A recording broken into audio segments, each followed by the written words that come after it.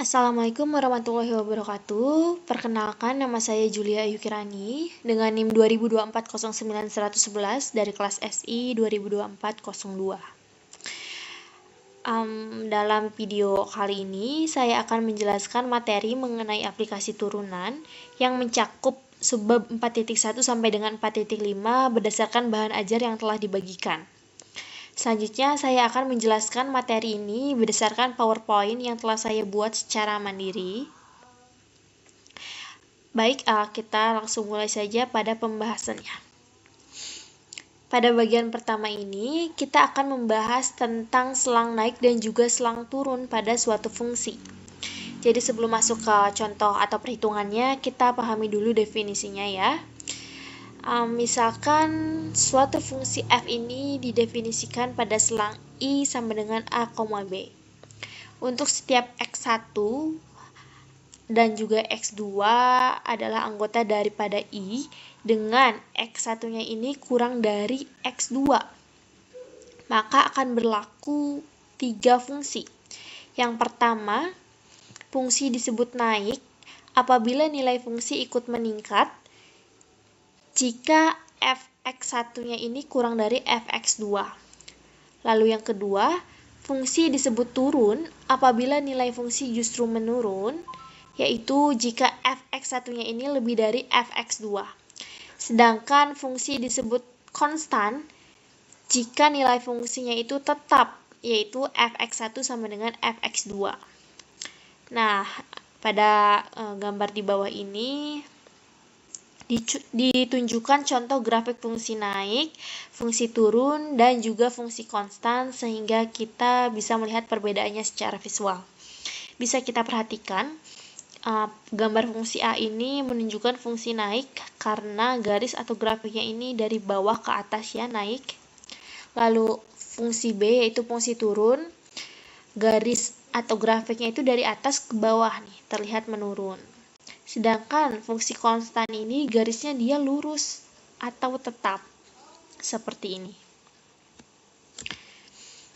Baik, setelah memahami definisi, selanjutnya kita lihat teorema nih, yang dapat mempermudah kita untuk menentukan selang naik dan juga selang turun.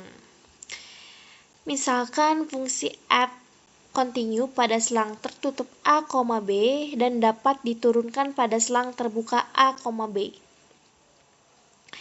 Yang pertama, jika f aksen X ini artinya adalah turunan pertama. Jadi jika turunan pertamanya ini adalah lebih dari 0 kan berarti bernilainya positif ya.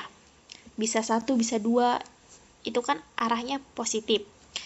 Untuk setiap X dalam A, B, maka fungsi tersebut ini akan naik pada A, B.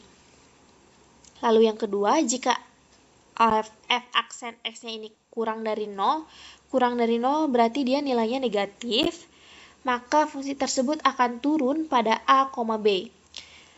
Dan jika f aksen X-nya ini sama dengan 0, maka fungsi tersebut akan konstan pada A, B. Jadi di teorema ini dapat disimpulkan bahwa tanda dari turunan pertama ini sangat menentukan sifat dari grafik fungsinya ya. Selanjutnya, di sini kita masuk ke bagian contoh soal untuk selang naik dan selang turun. Oke, soalnya adalah tentukan selang naik dan selang turun dari fungsi fx sama dengan x pangkat 3. Nah, langkah pertama yang harus kita lakukan di sini adalah mencari turunan pertama dari fungsi tersebut. Oke, jadi turunan dari fx sama dengan x pangkat 3 ini adalah 3x pangkat 2. Bagaimana caranya? Caranya si pangkat 3 ini kita kedepanin. Jadi kan 3x ya. Lalu pangkatnya kan 3. Nah, pangkatnya ini dikurangi 1. Jadi 3 min 1 sama dengan 2. Jadi turunannya ini adalah 3x pangkat 2. Selanjutnya kita cari pembuat 0 dari si turunannya, yaitu dengan menyelesaikan 3x pangkat 2 ini kita buat sama dengan 0. Nah, titik X sama dengan 0 ini digunakan untuk membagi garis bilangan menjadi dua buah selang, yaitu ada min tahingga, 0 dan juga 0, tahingga. Setelah itu kita harus melakukan uji tanda pada masing-masing selang untuk menentukan apakah si f aksen X ini sama dengan 3X pangkat 2 ini dia hasilnya itu positif atau negatif. Kita bisa buat tabel ya untuk mempermudah pengujian selang. Lalu di sini ada selangnya, ada titik ujinya, dan ada tanda hasil pengujiannya nanti. Kita masukkan nih selangnya untuk selang min tahingga, 0, kita masukkan titik ujinya min 1. Nah, setelah diuji dia dapat hasilnya nih positif nih. Lalu untuk selang 0, tahingga, kita masukkan titik ujinya 1, dia hasilnya positif. Cara memasukkannya gini aja nih. Ini saya akan mencontohkan yang titik ujinya 1 nih. Nih kan X-nya ini berarti kan sama dengan 1. Jadi 3 kali 1 kan 3. Lalu 3 kuadrat itu kan hasilnya sama dengan 9. Nah, 9 ini kan positif ya dia. Jadi di sininya positif. Jadi seperti itu caranya ya. Nah, dari hasil uji tanda sebelumnya kan diperoleh bahwa nilai 3X pangkat 2 itu kan selalu bernilai positif ya. Baik di selang kiri maupun di selang kanan 0. Jadi artinya turunan pertama itu selalu positif di seluruh selang. Sehingga dapat disimpulkan bahwa fungsi f(x) sama dengan x pangkat 3 ini selalu naik pada selang minus tahingga, tahingga. Hal ini juga sesuai ya dengan grafik yang ditampilkan di sini. Untuk grafik f(x) sama dengan x pangkat 3 ini, dia grafiknya itu terus meningkat ya, tanpa mengalami penurunan. Ini bisa kalian lihat. Dia meningkat tanpa mengalami penurunan. Jadi seperti itu jawaban untuk soal selang naik dan selang turun. Lalu selanjutnya di sini kita masuk ke subbab 4.2 kecekungan fungsi. Jadi misalkan fungsi f ini dapat diturunkan pada selang terbuka I sama dengan A, B. Jadi fungsi dikatakan cekung ke atas jika turunan pertamanya ini mengalami kenaikan. Lalu fungsi dikatakan cekung ke bawah jika turunan pertamanya ini mengalami penurunan. Nah, secara grafik bisa kita lihat di sini, cekung ke atas ini biasanya berbentuk seperti huruf U. Nah, seperti ini. Sedangkan cekung ke bawah ini seperti huruf N terbalik. Nah, bisa kalian lihat perbedaannya ya.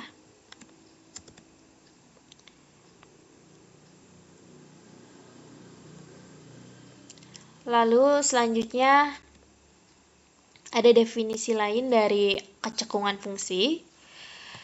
Jadi jika suatu fungsi kontinu pada selang terbuka yang memuat titik x0 dan pada titik tersebut fungsi mengubah arah kecekungannya di x0, maka titik x0, fx0 ini dia dinamakan titik belok. Dan dikatakan bahwa fungsi ini mempunyai titik belok di x0. Jadi bisa kita lihat di ilustrasinya ini nih. Ini dia arahnya kan cekung ke bawah. Lalu yang sebelah sini dia arahnya cekung ke atas. Jadi jika disimpulkan dari definisi, jika f kontinu pada suatu selang terbuka yang memuat x0 dan jika f mengubah arah kecekungannya, nah ini kan arah kecekungannya dia ubah nih. Nah, di x0 maka si x0, fx0 ini disebut titik belok. Titik beloknya ini yang tengah ini ya. Titik belok dari cekung ke bawah ke cekung ke atas. Nah, dan si fungsi f ini bisa dikatakan fungsi f mempunyai titik belok di x0. Berdasarkan teorema, jika f ini artinya turunan kedua dari fx ya. Karena tanda petiknya ada 2, artinya adalah turunan kedua. Jadi jika turunan kedua dari fungsi fx lebih dari 0, maka fungsi tersebut akan cekung ke atas. Lalu jika turunan kedua dari fungsi fx ini kurang dari 0, maka fungsi dia akan cekung ke bawah. Jadi untuk menentukan kecekungan fungsi ini, kita cukup melihat tanda dari turunan keduanya aja ya. Dia apakah lebih dari 0 atau kurang dari 0. Lalu selanjutnya di sini ada contoh soal untuk kecekungan fungsi. Soalnya adalah tentukan selang terbuka yang menyebabkan fungsi fx sama dengan x kuadrat dikurangi 4x ditambah 3 ini cekung ke atas dan cekung ke bawah. Kemudian tentukan titik beloknya jika ada. Lalu penyelesaiannya ini di sini kan soalnya ya fx sama dengan x kuadrat dikurangi 4x ditambah 3. Pertama-tama kita harus menemukan turunan pertama dulu, turunan pertama dari fungsinya dulu. Nah, turunan pertama dari x kuadrat min 4x ditambah 3 ini adalah 2x min 4. Ini 2, pangkat 2-nya ini ke depan, jadi 2x. Lalu pangkatnya kan 2 min 1 tinggal 1.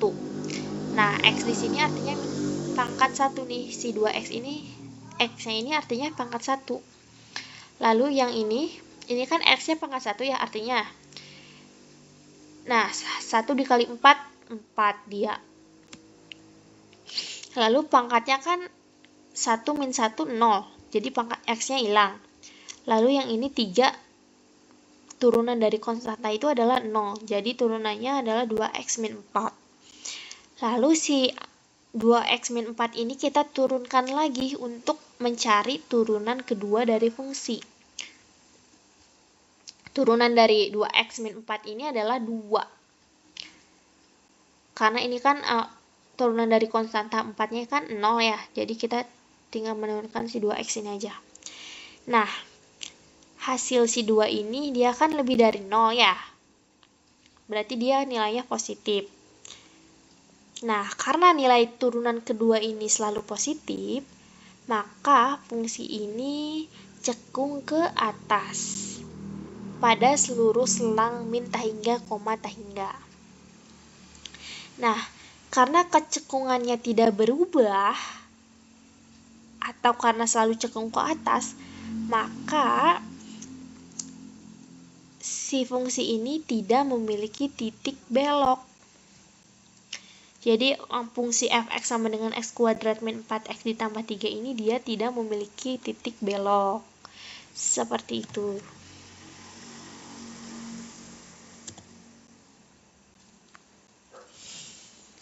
Lalu selanjutnya di sini ada materi subbab 4.3 yaitu ekstrim relatif. Kita mulai dari definisinya terlebih dahulu ya. Nah, fungsi f ini mempunyai maksimum relatif di x0 jika nilai fungsi di titik tersebut ini lebih besar atau sama dengan dibandingkan dengan titik-titik di sekitarnya. Lalu yang kedua, fungsi f mempunyai nilai minimum relatif jika nilainya ini kurang dari atau sama dengan nilai-nilai di sekitarnya. Lalu, fungsi yang memiliki nilai maksimum relatif atau minimum relatif, maka fungsi tersebut memiliki ekstrim relatif. Jadi jika fungsinya ini memiliki fungsi maksimum relatif yang A dan memiliki fungsi minimum relatif yang B, maka si fungsi tersebut mempunyai ekstrim relatif. Jadi si ekstrim relatif ini dia punya maksimum dan juga punya minimum relatif. Bisa kalian lihat ini ada ilustrasi pada gambar yang menunjukkan contoh maksimum dan juga minimum relatif pada grafik fungsi. Ini dia minimum relatif nih, yang ini. Dia ininya ke bawah ya, kurvanya. Lalu maksimum relatif nih, dia kurvanya ke atas. Seperti itu penjelasannya. Lalu ada definisi lain untuk ekstrim relatif untuk titik kritis. Jadi titik kritis ini adalah nilai X di dalam domain fungsi di mana f aksen X-nya ini sama dengan 0 atau di mana f-nya ini tidak dapat diturunkan. Jadi turunannya ini tidak terdefinisi. Nah, jika f aksen X-nya ini sama dengan 0, maka titik tersebut disebut titik stasioner. Jadi, ekstrim relatif selalu berada di titik kritis, namun tidak semua titik kritis merupakan ekstrim relatif. Nah, untuk menentukan apakah suatu titik kritis merupakan ekstrim relatif atau bukan, digunakan dua metode, yaitu uji turunan pertama dan juga uji turunan kedua. Nah, di sini pada uji turunan pertama ini kita melihat perubahan tanda dari turunan pertama. Jadi misalkan f continue di titik kritis x0. Jika f aksen x lebih dari 0 di sebelah kiri dari x0 dan f aksen x kurang dari 0 di sebelah kanan dari x0, maka f mempunyai maksimum relatif di x0. Jadi jika berubah dari positif ke negatif, maka terjadi maksimum relatif. Yang kedua, ini jika f aksen x-nya kurang dari 0 di sebelah kiri dan f aksen x-nya lebih dari 0 di sebelah kanan, maka dia punya minimum relatif. Jadi yang kedua ini dia berubah dari negatif ke positif, maka akan terjadi minimum relatif. Lalu jika tidak terjadi perubahan tanda atau jika tidak memenuhi, maka tidak ada ekstrim relatif. Jadi dia nggak punya ekstrim relatif kalau tidak memenuhi ya. Sedangkan pada uji turunan kedua, misalkan f dapat diturunkan 2 kali di titik stasioner x0. Yang pertama, jika turunan kedua x0 ini lebih dari 0, maka dia punya minimum relatif. Yang kedua, jika turunan kedua dia kurang dari 0, maka dia punyanya maksimum relatif. Seperti itu ya. Selanjutnya di sini ada contoh soal untuk ekstrim relatif. Soalnya adalah tentukan ekstrim relatif dari f(x) sama dengan x pangkat 3 dikurangi 3x kuadrat ditambah 3x min 1. Jadi langkah pertama yang harus kita lakukan adalah mencari turunan pertama dari fungsi ini. Fungsi x pangkat 3 dikurangi 3x kuadrat ditambah 3x min 1. Jadi sama cara untuk mencari turunan itu sama-sama seperti sebelumnya, sehingga didapat turunannya ini adalah 3x kuadrat dikurangi 6x ditambah 3. Lalu kemudian kita faktorkan. Faktorkan hasil turunan ini menjadi 3 dikali x kuadrat min 2x ditambah 1. Bisa kita buktikan hasil faktornya seperti ini. 3 kali x kuadrat kan 3x kuadrat. Lalu 3 kali min 2x min 6x. Lalu 3 kali 1 sama dengan 3. Nah, seperti itu. Lalu si yang di dalam kurung ini, x kuadrat min 2x ditambah 1 ini kita faktorkan kembali. Jadi didapat x min 1 kuadrat. Nah, selanjutnya, jadi si titik kritisnya ini x sama dengan 1. Dari mana x sama dengan 1? Dari sini. Ini x min 1 sama dengan 0. Lalu si satunya dipindah ruaskan jadi positif. Jadi x sama dengan 1. Selanjutnya kita tentukan titik kritisnya. Kan titik kritisnya udah dapet ya. Nah, setelah mendapat titik kritis, titik ini digunakan untuk membagi garis bilangan menjadi dua buah selang, yaitu min tahingga koma 1 dan juga 1 koma tahingga.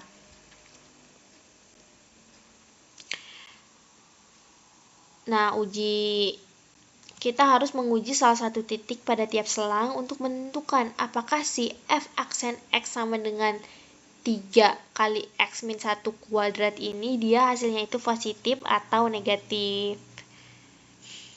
Sama seperti sebelumnya yang materi selang ya. Selang atas dan selang bawah. Di sini kita membuat tabel untuk mempermudah pengujian. Tabelnya sama, caranya juga sama. Untuk selang min tahingga koma 1, kita masukkan titik uji 0, diperoleh hasil positif. Ini kita masukkan ke sini ya, si 0 kita masukkan ke 3 kali x min 1 kuadrat. Lalu untuk selang 1 koma tahingga dengan titik uji 2, dimasukkan ke persamaan ini, disubstitusikan, kita dapat hasilnya positif. Nah, dari hasil uji tanda yang telah dilakukan tadi, terlihat bahwa nilai si f aksen x sama dengan 3 kali x min 1 kuadrat ini selalu bernilai positif, baik di selang kiri maupun di selang kanan, dari titik x sama dengan 1. Artinya, turunan pertama ini tidak mengalami perubahan tanda di sekitar titik kritis tersebut. Karena si f aksen x-nya ini lebih dari 0 di sebelah kiri dan kanan titik x sama dengan 1, maka dapat disimpulkan bahwasanya si fungsi ini tidak memiliki nilai ekstrim relatif. Hal ini juga sesuai dengan grafik yang ditampilkan di sini ya. Ada grafik dari f x sama dengan x pangkat 3 min 3x kuadrat ditambah 3x min 1. Grafiknya ini fungsinya itu terus meningkat ya, tanpa menunjukkan adanya titik maksimum atau minimum relatif. Dia meningkat aja tuh. Jadi seperti itu jawabannya untuk soal ekstrim relatif. Lalu selanjutnya di sini ada subbab 4.4 nilai maksimum atau minimum fungsi. Pertama kita pahami dulu dari definisinya ya.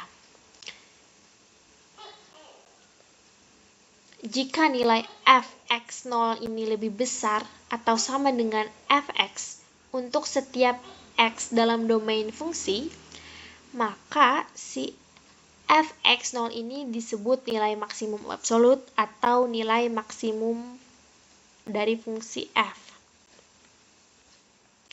Nah, yang B ini kebalikannya, jika fx0 ini kurang dari sama dengan fx untuk setiap x dalam domain f, maka fx0 ini disebut nilai minimum absolut atau nilai minimum dari fungsi. Nah, nilai maksimum dan minimum fungsi f ini disebut nilai ekstrim absolut atau nilai ekstrim. Nah, perlu diperhatikan bahwa seringkali nilai ekstrim ini dicari pada selang tertentu dan bukan pada seluruh domain fungsi. Setelah memahami definisinya, selanjutnya kita lihat teorema-teorema yang berkaitan dengan nilai maksimum dan minimum nih. Jadi ada dua teorema ya. Teorema yang pertama ini menyatakan bahwa jika suatu fungsi kontinu pada selang tertutup A, B, maka fungsi tersebut pasti memiliki nilai maksimum dan minimum pada selang tersebut. Kemudian teorema kedua ini menyatakan bahwa jika suatu fungsi memiliki nilai ekstrim maksimum atau minimum pada selang terbuka A, B, maka nilai ekstrim tersebut akan terjadi di titik kritis. Nah, untuk mencari nilai maksimum dan minimum fungsi pada selang tertutup A, B, langkah-langkahnya ini ada 3 cara ya. Yang pertama adalah menentukan titik kritis fungsi dalam A, B. Lalu cara yang kedua adalah mengevaluasi nilai fungsi di setiap titik kritis serta di titik ujung A dan B. Lalu yang terakhir, nilai terbesar ini pada langkah kedua adalah nilai maksimum fungsi dan nilai terkecil adalah nilai minimumnya. Jadi, nilai terbesarnya ini merupakan nilai maksimum dan nilai terkecilnya ini adalah nilai minimumnya. Baik, coba kita langsung masuk ke contoh soalnya. Soalnya adalah tentukan nilai ekstrim dari fungsi fx sama dengan 2x pangkat 3 dikurangi 15x kuadrat ditambah 36x pada selang 1,5. Nah, langkah pertama untuk mencari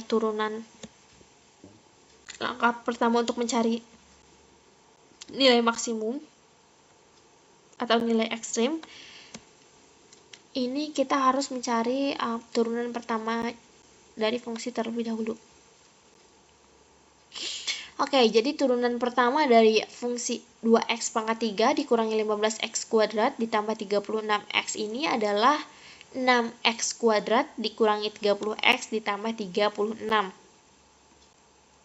Kemudian difaktorkan menjadi 6 dikali x kuadrat dikurangi 5x ditambah 6. Kemudian si yang di dalam kurung ini, si x kuadrat dikurangi 5x ditambah 6 ini, kita faktorkan lagi.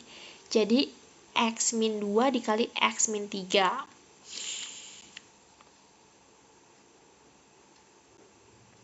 Nah, jadi kita peroleh titik kritisnya ini adalah x sama dengan 2 dan x sama dengan 3. Selanjutnya kita evaluasi nilai fungsi di titik-titik kritis serta di titik ujung selang, yaitu 1 dan juga 5. Dari sini ya, selangnya itu 1 dan juga 5. Kita tinggal masukkan, substitusikan si fungsi ini dengan si titik-titik ini, 2, 3, 1, dan juga 5. Jadi F2 kita masukkan ke 2x pangkat 3 ini. 2 kali 2 pangkat 3 dikurangi 15 kali 2 pangkat 2 ditambah 36 kali 2, hasilnya itu adalah 28. Lalu untuk F3 kita substitusikan, hasilnya 27. Untuk F1 kita substitusikan juga, hasilnya adalah 23. Seterusnya sampai dengan kita peroleh F5 ini sama dengan 55 hasilnya. Nah, dari hasil ini, hasil substitusi ini, kita peroleh ini, hasil-hasil ini. Bisa kita lihat ya, nilai tertinggi. Nilai tertinggi dari 28, 27, 23, dan 55 adalah 55. Jadi si 55 ini menjadi nilai maksimum karena dia adalah nilai yang paling besar atau nilai yang paling tinggi. Dan juga kita cari nilai paling rendah atau paling kecil, ada di 23. Jadi nilai minimumnya 23 dan nilai maksimumnya 55.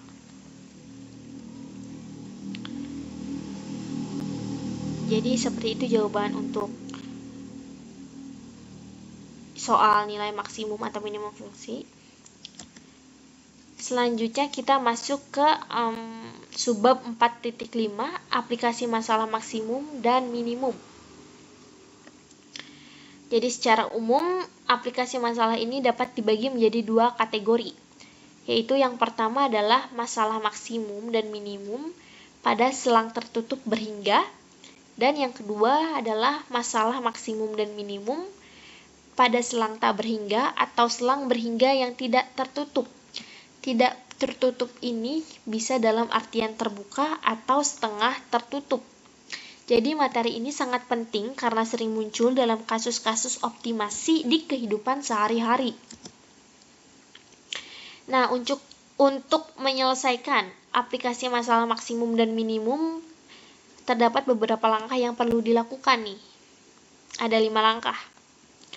Yang pertama adalah membuat gambar atau ilustrasi yang sesuai dengan permasalahan yang menentukan sifat-sifat yang terkait. Lalu yang kedua, menentukan sebuah rumusan yang memenuhi untuk dimaksimumkan atau diminimumkan.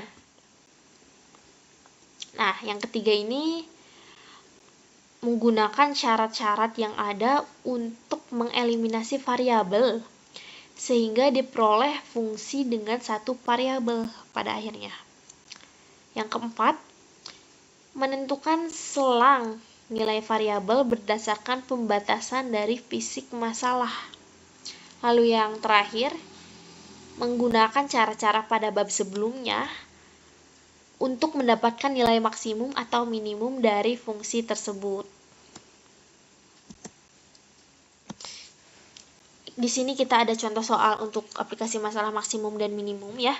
Soalnya adalah tentukan ukuran dari persegi panjang yang mempunyai keliling 100 meter agar luasnya sebesar mungkin. Nah, gimana nih caranya biar luasnya ini berarti kan maksimum ya, semaksimum mungkin luasnya. Untuk penyelesaiannya kita di sini misalkan dulu nih. Misalkan panjang, lebar, dan luas dari perseginya dulu.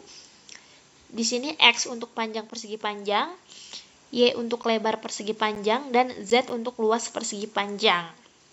Maka rumus luas yang akan dimaksimumkan ini adalah L sama dengan XY. Kenapa L sama dengan XY? Ini L itu untuk luas ya, luas sama dengan rumus luas persegi panjang kan panjang dikali lebar ya. Panjangnya ini kan X, lebarnya ini Y, jadi luas sama dengan panjang kali lebar, luas sama dengan X dikali Y. Nah, bisa kita lihat di gambar ini. X itu panjangnya, Y itu lebarnya. Jadi seperti itu.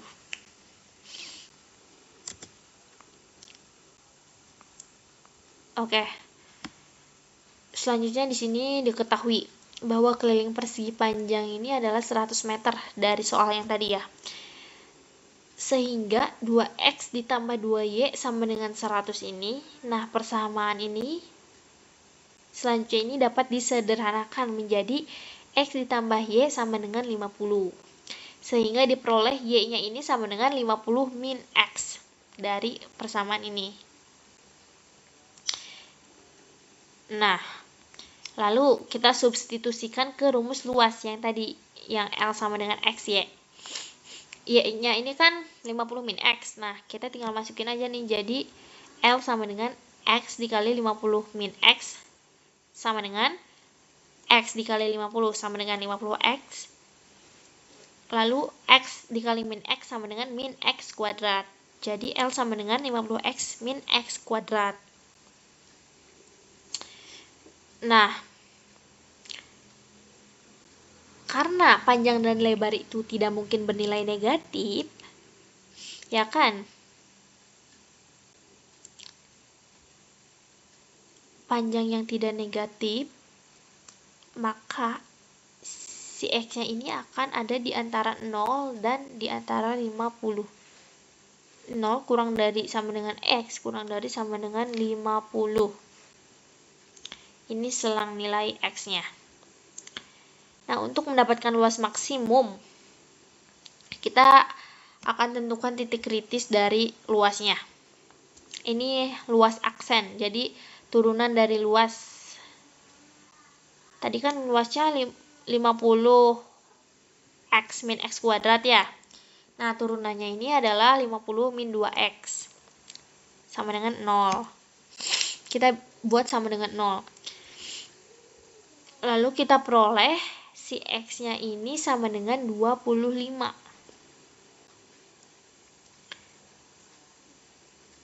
Nah, nilai maksimum ini terjadi di salah satu titik nih. Entah di 0, 25, atau di 50 ini. Ya. Lalu untuk mengetahui di mana si luas maksimumnya, kita akan substitusikan nilai-nilai X ini ke rumus luas yang diperoleh tadi. Kita masukkan ya, L0 sama dengan 50 kali 0 minus 0,2 sama dengan 0. Lalu kita masukkan angka 25, X sama dengan 25, didapat hasil 625. Lalu kita masukkan X sama dengan 50, setelah disubstitusikan hasilnya adalah 0. Jadi dapat kita peroleh hasilnya, luas maksimumnya kan ini ya, 0, 625, 0. Yang paling besar kan 625 ada di L25. Jadi persegi panjang yang memiliki luas maksimum berukuran panjang 25 meter dan lebar 25 meter. Jadi luas maksimum ini terjadi saat panjang dan lebar itu masing-masing berukuran 25 meter. Jadi seperti itu penjelasan untuk soal aplikasi masalah maksimum dan minimum. Baik, kita sudah berada di penghujung slide ya.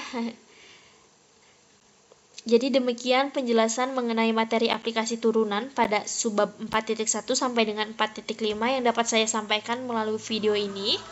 Semoga penjelasan yang telah disampaikan dapat membantu dalam memahami konsep dan juga penerapan turunan pada fungsi. Apabila dalam penyampaian terdapat kekurangan, saya mohon maaf sebesar-besarnya. Terima kasih atas perhatiannya. Wassalamualaikum warahmatullahi wabarakatuh.